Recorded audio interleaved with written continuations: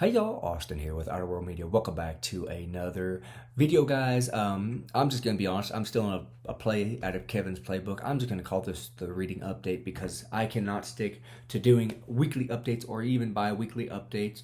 Try weekly updates. Can't do it. I can't do it. I've come to accept the fact. And what I've always said, this is a hobby, so family will always take precedent over this. And so I'm gonna get on here when I can, upload a video.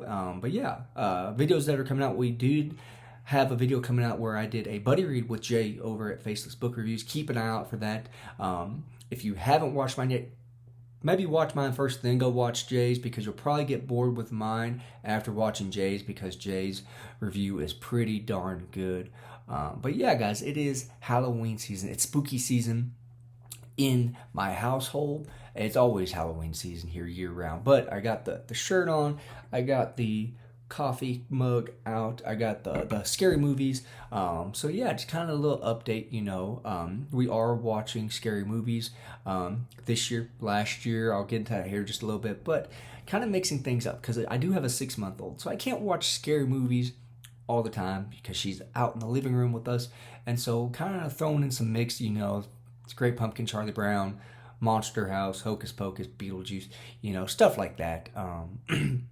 Stuff that if my 6-month-old looks up at the TV, I'm not worried about her getting scared or anything like that. Although I was watching scary movies at that age, and you could probably hear her in the background. But again, we have gotten a good mix of movies in, so very, very much enjoying that. But kind of going back to what I was saying, last year I kind of broke my governor as far as horror stuff goes.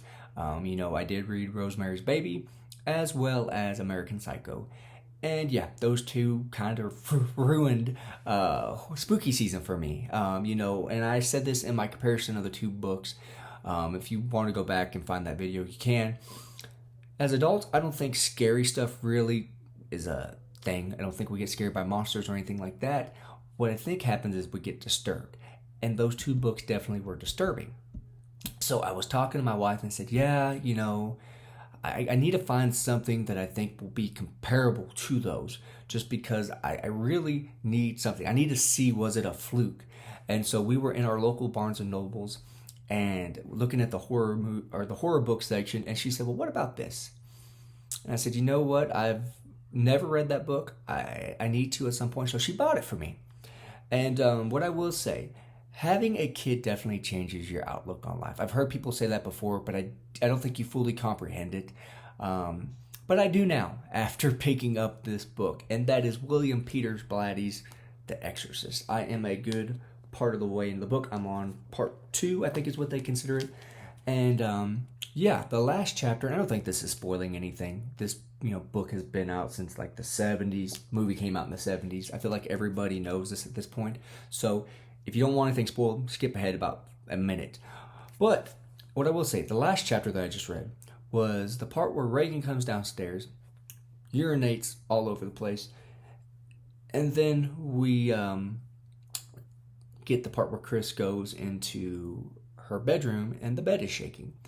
What I will say, after reading this at night, I definitely went in to check in on my kid and make sure that she was okay. This is definitely one that it's disturbing, not far into it. And again, I don't get scared easily or anything like that, but this is one I think definitely will stick with you.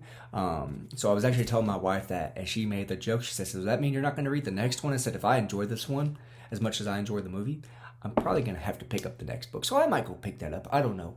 I do have another scary book up on par for the end of this month. I gotta check with Kevin Toll. We are supposed to be doing a buddy read. I believe we're still doing it, and that is going to be Joe Hill's new book.